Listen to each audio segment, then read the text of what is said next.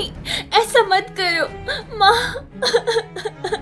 नहीं, तुम हमारे बीच से हटोगी तभी तो राजकुमार मेरी बेटी आर्या को पसंद करेगा और इस राज्य की महारानी तो मेरी बेटी आर्या ही बनेगी। तांत्रिक महाराज, आप इसे जल्दी से एक ऐसी दुनिया में भेज दीजिए कि ये कभी फिर इस दुनिया में वापस ना आ सके।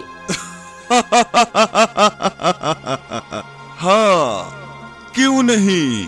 तांत्रिक मंत्र पढ़ने लगता है और देखते ही देखते आर्या तारा के रूप ले लेती है और जोर जोर से हंसने लगती है। ये क्या, मैं तो सच में तारा का रूप ले ली। माँ, अब देखो, अब हम लोग हासिल करेंगे जो हमने सोचा था।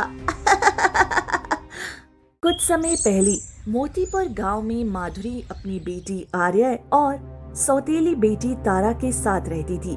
मैंने तुम्हें कहा था कि पूरे घर की सफाई अच्छे से करो और मेरी बेटी आर्या को गर्म पानी से नहाने की आदत है। तुमने गर्म पानी भी क्यों नहीं किया?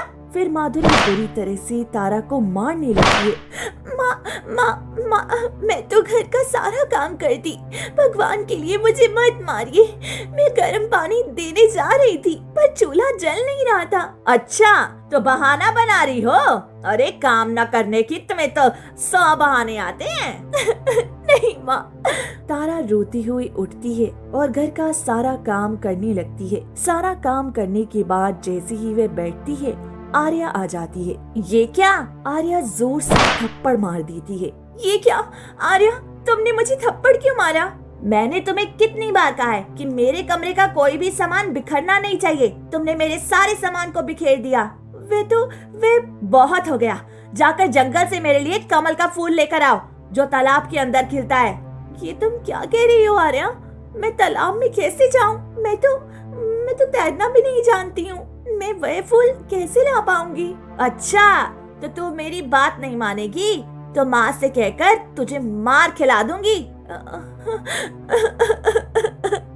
फिर तारा रोती हुई तालाब के किनारे पहुंच जाती है, जहाँ तालाब के अंदर बहुत सुंदर सुंदर कमल के फूल खिले होती हैं। मैं कैसे फूल तोड़ूं? मुझे तो तैरना भी नहीं आता। अगर मैंने पानी में अपने आप को ले जाने की कोशिश की और मैं डूब गई, अब मैं क्या करूं? मुझे कुछ समझ में नहीं आ रहा। तारा हिम्मत करके तालाब के अंदर कदम रखती है और जैसी तैसी फूल तोड़ने की कोशिश करने लगती है। तभी अचानक उसका पैर डूबने लगता है। तभी उसे तालाब के ऊपर एक कृष्णा की मूर्ति तैरती हुई दिखाई देती है।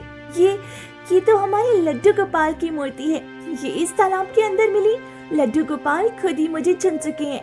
अब मैं इनकी अच्छे से पूजा करूंगी। जल्दी से ये फूल तोड़ लेती हूँ और लड्डू गोपाल को घर ले जाऊंगी। फिर तारा जैसे तैसे कमल का फूल तोड़ लेती है और उसे लेकर घर आ जाती है। वो फूल लेकर आई हो? हाँ, ये लो, मैं तुम्हारे लिए फूल ले आई हूँ। ये क्या है? ये तो हमारे खाना की मूर्ति लड्डू गोपाल है। मुझे ये तालाब में फूल तोड़ते वक्त मिली थी। आज से मैं इनकी पूजा करूंगी और इनका ध्यान रखूंगी। छी छी छी, हटो मेरे सामने से। अरे मुझे ये मूर्ति बिल्कुल पसंद नहीं। आर्या तारा को धक्का दे देती है और वहाँ से चली जाती है। बुरा मत मानो कान्हा, मेरी बहन को इतनी अकल नहीं है। चलो, मैं तुम्हारी अच्छे से पूजा करूंगी। फिर तारा मूर्ति की अच्छे से पूजा करने लगती है। ऐसे ही कई दिन बीत जाती हैं। तारा घर का सारा काम करती हुई लड्डू गोपाल की पूजा दिन रात करती है। एक दिन तारा पूजा कर रही थी कि तभी अचानक पीछे से माधुरी आती है और तारा को पकड़कर खींचने लगती है। क्या माँ, आप मेरे बाल क्यों पकड़ रही हैं? मैंने तुम्हें कहा था कि तुम्हें घर का काम करना है। ये क्या कर रही हो? कई दिनों से इस मूर्ति के आगे पीछे भजन गाती रहती हो। अरे घर का काम कौन करेगा? माधुरी तारा से लड्डू गोपाल की मूर्ति छीन लेती है और उसे फेंक देती है। आज के बाद अगर ये मूर्ति मेरे घर में दिखाई दी तो देखना मैं तुम्हारे साथ क्या करती हूँ। एक तो पहले से तू बोझ है और ऊपर से ये मूर्ति रखकर मेरे घर को गंदा कर रही है। माधुरी इतना कहकर घर के अंदर चली जाती है। तारा रोती हुई लड्डू गोपाल की मूर्ति उठा लेती है। बुरा मत मानो कान्हा, ऐसे ही माँ गुस्सा कर रही है, लेकिन तुम्हें चोट लग गई होगी। अब मैं क्या करूं? मेरे पास तो पैसे भी नहीं है तुम्हारे लिए औषधि लाऊं। तारा मूर्ति को सीने से लगाकर घने जंगलों में जाती है। कुछ औषधि के पत्ते तोड़कर मूर्ति के सीने पर लगाती है। अब तुम ठीक हो जाओगी, तुम्हें आराम मिल जाएगा। तारा वहीं बैठकर फूट फूट कर रोती है। इसी बीच राजकुमार अर्जुन जंगल से गुजरते हैं। तभी उसकी नजर तारा पर पड़ती है। यह लड़की कितनी भोली भाली है और इतना क्यों रो रही है? यह हाथ में क्या पकड़ रही है? अर्जुन परेशान होकर तारा के सामने आता है। क्या हुआ? तुम इतना रो क्यों रही हो? मेरी माँ ने मेरे कान्हा को उठाकर फेंक दिया। मेरे लड्डू गोपाल को चोट लगी है। मैं इसे ठीक करना चाहती हूँ। यह तो पत्थर की मूर्ति है, इसमें चोट नहीं लगती। तुम ऐसे क्यों रो रही हो?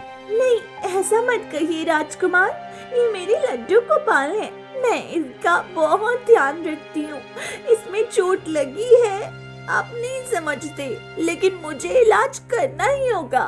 ठीक है, तुम्हारे लड्डू गोपाल को चोट लगी होगी, लेकिन तुमने औषधि लगा दी ना, अब यह ठीक हो जाएगा।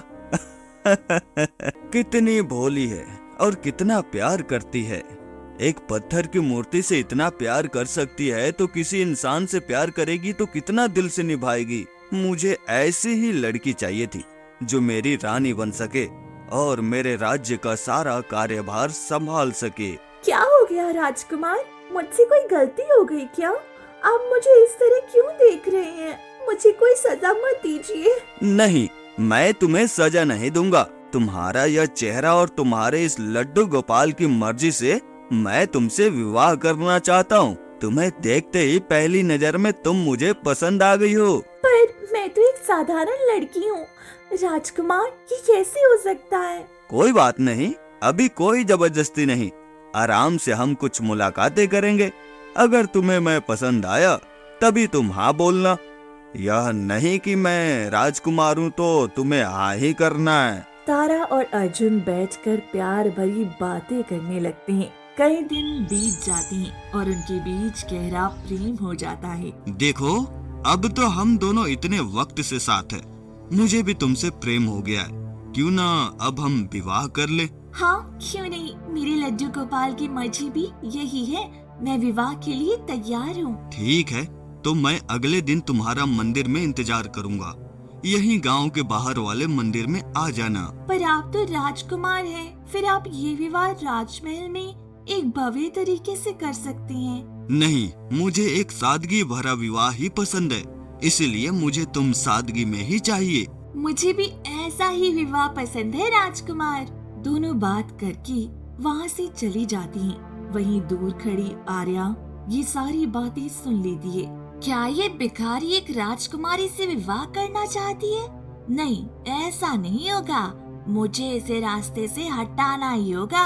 मुझे राजकुमार की पत्नी बनना है। इससे मैं कभी इस राज्य की महारानी नहीं बनने दूंगी। फिर आर्या रोती हुई अपने घर चली जाती है। क्या हो गया? तुम इतना रो क्यों रही हो? मेरी फूल सी बच्ची, देखो तुम्हारी आंखें कितनी सूज गई हैं। माँ देखो ना, वे भिखारी तारा राजकुमार से प्रेम करती है और उससे विवाह करने वाली है। मैं इस राज्य की महारानी बनना चाहती हूँ।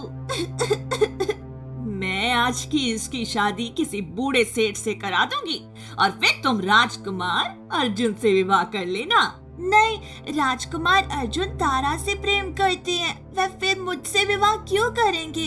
कुछ ऐसा करना होगा कि वह हमारे बीच से हमेशा के लिए चली जाए और मैं उसकी जगह जाकर राजकुमार से विवाह कर सकूं। तब तो एक ही तरीका है, तुम्हें और तारा को मेरे साथ चलना होगा।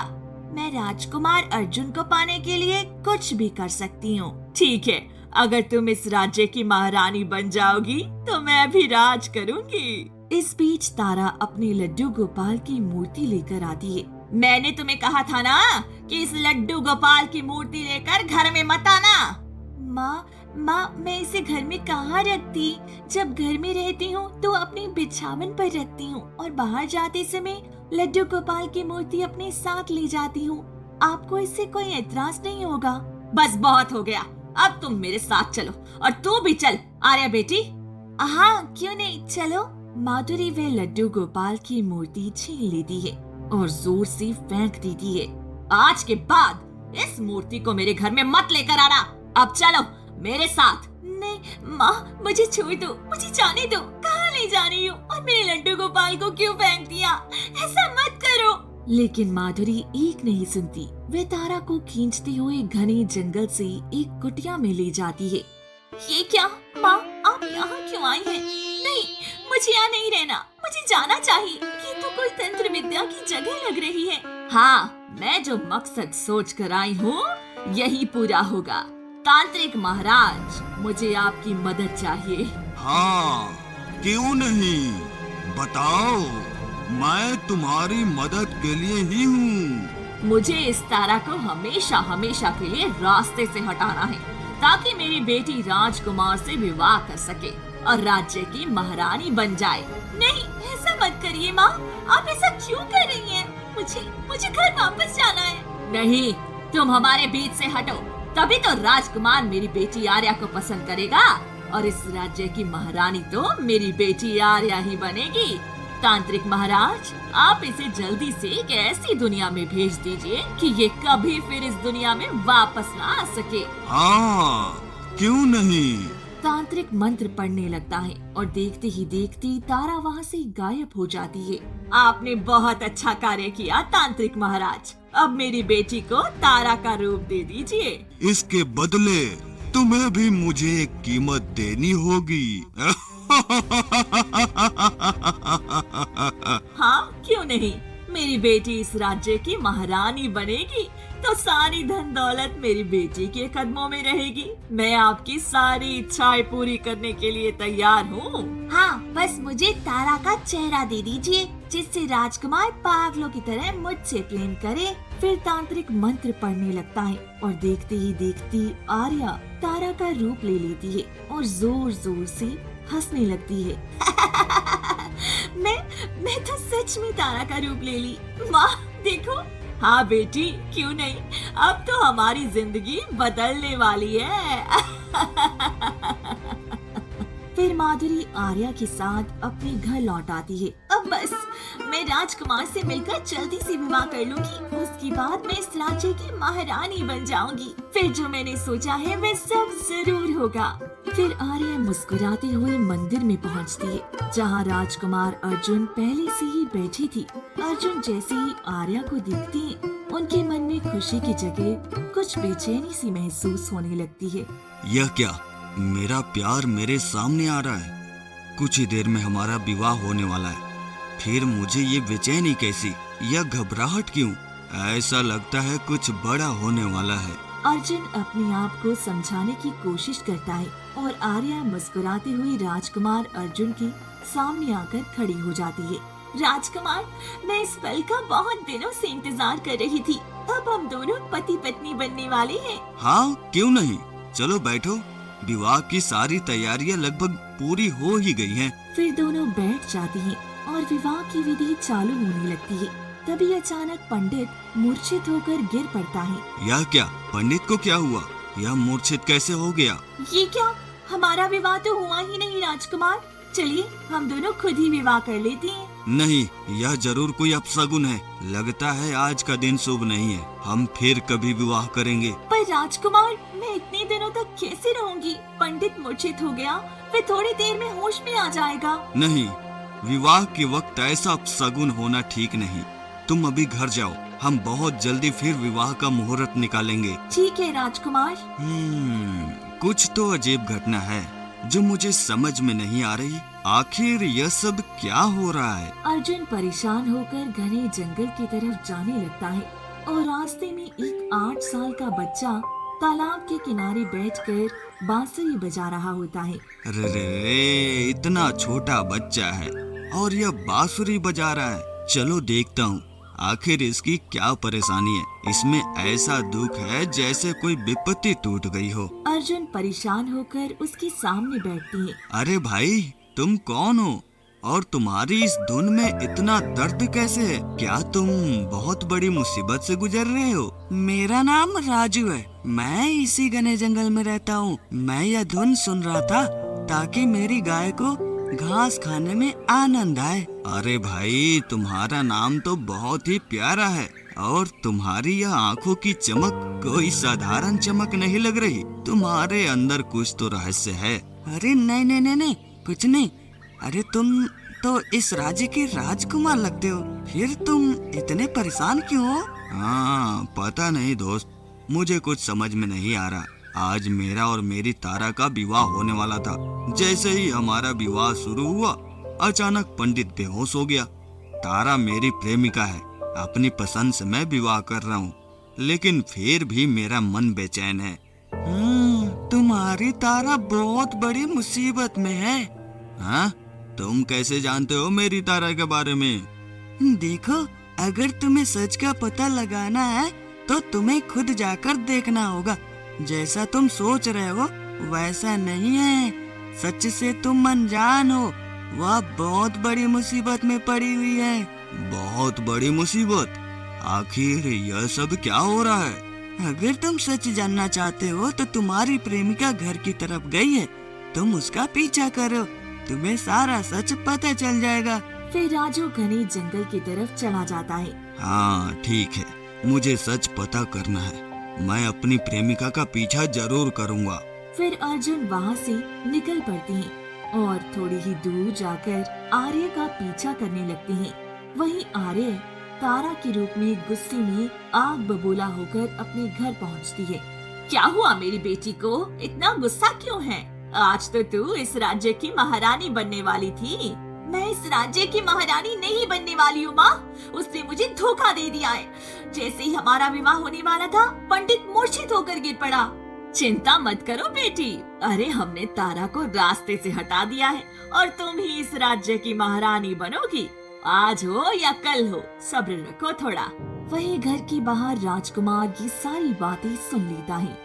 मैं सोच रहा था कि यह मेरी प्रेमिका तारा है, लेकिन यह तो तारा की सौतेली माँ और उसकी सौतेली बहन की चाल है। अब मैं क्या करूं? मेरी प्रेमिका तारा पता नहीं कहाँ किस हालत में होगी। मुझे उसे ढूंढना ही होगा। फिर राजकुमार अर्जुन परेशान होकर वहाँ से निकल पड़ते हैं और घने जंगलों से तालाब के किनारे पहुँच जाते हैं, जहाँ राजू उन्हें नहीं मिलता है। यह क्या? वो बच्चा राजू तो यहीं पर था, पता नहीं कहाँ चला गया। मुझे आगे जाकर ढूंढना चाहिए। अर्जुन थोड़ी ही आगे जाते हैं, तभी राजू एक पेड़ के नीचे बांसुरी बजा रहा होता है। देखो राजू, तुम्हारी बात सच निकली। वह मेरी प्रेमिका नहीं बल्कि उसके रूप में उसकी सौतेली बहन है। लेकिन आखिर उसने ऐसा किया मेरे राज्य का धन दौलत पाने के लिए। अगर वह तारा नहीं है तो मेरी तारा कहाँ है? उसे बचाने के लिए तुम्हें सुनहरे दरवाजे के पीछे जाना होगा, जहाँ तांत्रिक ने उसे कैद कर दिया है। और यह सब तुम्हें कैसे पता? तुम तो दिखने में एक साधारण बच्चे लग रहे हो। देखो अर्जुन, जो दिखता है वो होता नहीं और जो होता है वो दिखता नहीं। बस मैं जो कह रहा हूँ वही करना। उत्तर की दिशा और निकलो, वहीं तुम्हें सुनहरा दरवाजा मिलेगा। हाँ ठीक है, मैं अपनी प्रेमिका को बचाने के लिए कुछ भी करने को तैयार हूँ। फिर अर्जुन वहाँ से निकल पड़ते हैं। कई घंटे सफर करने के बाद सुनहरे दरवाजे के पास पहुँच जाते हैं। इसी के अंदर मेरी प्रेमिका होगी। मुझे अपनी प्रेमिका को ढूंढना ही होगा। फिर सुनहरे दरवाजे के अंदर प्रवेश करता है। चारों तरफ अजीब सा सन्नाटा फैला रहता है। अरे यह सन्नाटा कैसा है? और यहाँ कोई इंसान भी नहीं दिख रहा है। मेरी प्रेमिका कहाँ होगी? पता नहीं किस हालत में होगी। मुझे उसे ढूंढना ही होगा। अर्जुन कई घंटे सफर करता है, लेकिन कोई सुराग नहीं मिलता। अचानक रास्ते में उसे बहुत बड़ा काला बरगद का पेड़ दिखता है, जिसे देखकर अर्जुन के पैरों तले जमीन खिसक जाती है। यह बरगद का पेड़ इतना काला और डरावना क्यों है? आखिर इसका क्या रहस्य हो सकता है? ऐसा पेड़ तो मैंने अपने जीवन में कभी नहीं देखा। तभी वहाँ पर एक बाज उड़ते हुए आता है और अर्जुन के सामने बैठ जाता है। देखो अर्जुन, अगर तुम इस पेड़ का रहस्य सुलझाओगे तभी तुम अपनी प्रेमिका को ढूंढ सकते हो। है? तुम तो इंसान की तरह बातें कर रहे हो, लेकिन आखिर इस पेड़ और मेरी प्रेमिका का क्या रहस्य है? वह तुम्हें रहस्य सुलझा कर ही पता चलेगा। हाँ ठीक है, मैं अपनी प्रेमिका को बचाने के लिए रहस्य सुलझाने को तैयार हूँ। बताओ मुझे क्या करना होगा। तुम्हें इस पेड़ को काटना होगा, वह भी किसी खंजर से नहीं बल्कि हाथों की मदद से। फिर अर्जुन हिम्मत करके पास से एक पत्थर उठा लेता है और पेड़ पर मारता है। अचानक तेज रोशनी फैलती है और पेड़ गायब हो जाता है और उसके सामने एक गुफा आ जाती है। यह क्या? यह पेड़ तो गायब हो गया, लेकिन इसके अंदर यह गुफा। आखिर इस गुफा के अंदर क्या होगा? मुझे जाकर देखना होगा। अर्जुन गुफा के अंदर जाता है जहाँ तारा एक मिट्टी की मूर्ति बनी हुई होती है। यह क्या? तारा, तारा, तुम मिट्टी की मूर्ति बनी हुई हो? नहीं नहीं नहीं नहीं नहीं, तारा उठो, भगवान के लिए उठो। अर्जुन तारा की मूर्ति उठाकर सुनहरे दरवाजे से बाहर ले जाता है।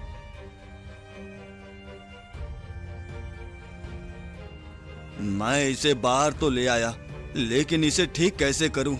आखिर कौन होगा जो मेरी तारा को ठीक करेगा? तभी वहाँ पर राजू आ जाता है। आखिर तुमने अपनी प्रेमिका को ढूंढ लिया? हाँ, मैंने अपनी प्रेमिका को तो ढूंढ लिया, लेकिन यह अपनी आंखें नहीं खोल रही है और इसीलिए यह पूरी तरह से मिट्टी की मूर्ति बनी हुई है। तुम्हारी प्रेमिका ठीक हो जाएगी, लेकिन तुम्हें अपनी प्रेम की परीक्षा देनी होगी। हाँ ठीक है, मैं अपनी प्रेम की परीक्षा देने के लिए तैयार हूँ। तो क्या तुम इसे इसी रूप में अपनी पत्नी स्वीकार करोगे? हाँ क्यों नहीं, यह मेरी पत्नी है और मैं अभी इसे स्वीकार करता हूँ। अर्जुन अपनी हथेली काटकर अपनी प्रेमिका की मांग भरता है। तभी अचानक तेज रोशनी फैलती है और तारा इंसान के रूप में वापस आ जाती है। मैं कहाँ हूँ? मैं ठीक कैसे हो गई? यह अब तुम्हारा पति है तारा। अर्जुन ने तुम्हारी रक्षा की। आप आ गए राजकुमार। मुझे यकीन नहीं था कि आप आओगे, लेकिन मैं तो इतने दिनों तक इस मिट्टी की मूर्ति बनी हुई थी। लेकिन मेरे लड्डू गोपाल ने मुझे हर वक्त सहारा दिया और शायद इनकी मदद से मैं जिंदा भी रही। तुम क्या कह रही हो? लड्डू गोपाल, वह कैसे जिंदा रख सकते हैं? हाँ, मेरी बातों पर यकीन करो, लड्डू गोपाल ने मेरी बहुत मदद की है। अर्जुन और तारा दोनों परेशान होकर बातें कर ही रहे होते हैं कि तभी तेज रोशनी फैलती है और राजू वहाँ से चला जाता है। यह क्या? ये राजू कहाँ चला गया? और यह रोशनी कैसी है? देखा जी, मैंने कहा ना, कृष्णा यानी हमारे लड्डू गोपाल थे वो, और उन्होंने हमारी रक्षा की। क्या सच में? तो इतने दिनों से जो मुझे बता रहा था वह साक्षात कृष्ण भगवान थे। तुम्हारी भक्ति ने आज साबित कर दिया कि कृष्ण ने सच में आकर हमारी मदद की। फिर राजकुमार अर्जुन तारा को लेकर अपने महल जाते हैं। यह क्या राजकुमार, आपने विवाह कर लिया? हाँ, और अब से यह मेरी पत्नी है तारा। मंत्री जी, जाइए गांव में इसकी सौतेली माँ माधुरी और इसकी सौतेली बहन आर्या को लेकर आइए। जी महाराज, मैं अभी लेकर आता हूँ। कुछ ही देर में मंत्री जाता है और माधुरी और आर्या को ले आता है। जैसे ही माधुरी राजमहल में आती है, उसका पूरा शरीर घावों से भरा होता है और वहीं आर्या एक बेहद खूबसूरत से बदसूरत लड़की बन चुकी होती है, जिसे देखकर तारा घबरा जाती है। आर्या, तुम्हारे चेहरे पर क्या हुआ? तुम इतनी बदसूरत कैसे हो गई? और माँ, ये आपके शरीर पर इतने घाव, ये सब क्या हो रहा है? मुझे माफ कर दो बेटी, ये सब शायद तुम्हारे साथ हम लोगों ने जो गलत किया उसी की सजा है। शायद तुम्हारे लड्डू गोपाल ने मुझे ये सजा दी है। हाँ, मुझे माफ कर दो तारा, तुम्हारे साथ मैंने जो किया था उसी की सजा मुझे मिली है। मुझे माफ कर दो, मैं इस वक्त इस रूप में अब और नहीं जीना चाहती। मुझे ठीक कर दो तारा, ठीक कर दो।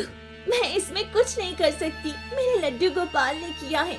मैं लड्डू गोपाल से प्रार्थना करूंगी कि वे आप लोगों को ठीक कर दे। तो मैंने सोचा था कि तुम दोनों को सजा दूंगा, क्योंकि तुमने हमारी पत्नी के साथ कितना गलत किया, लेकिन तुम्हें लड्डू गोपाल ने खुद ही सजा दे दी है। अब मुझे सजा देने की कोई वजह नहीं है।